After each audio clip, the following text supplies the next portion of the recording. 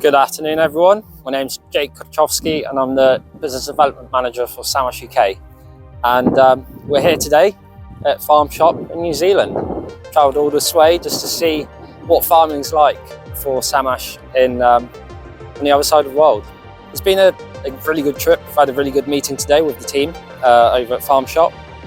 Sort of going through our new releases, our new equipment and sort of new models are coming over to the Southern Hemisphere later this year. So here's one example of the machines that we've got here. As you can see, new colour scheme for the 40th anniversary of SaMASZ. This colour scheme is actually staying with us, so all of our new equipment is going to be seen in the black and green livery.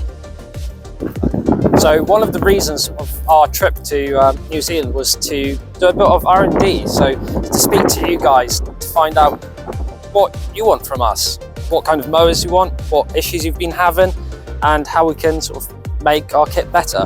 So we look forward to seeing you guys this week. We'll be travelling all across New Zealand, myself and Lukasz, having conversations and just seeing what you guys are up to.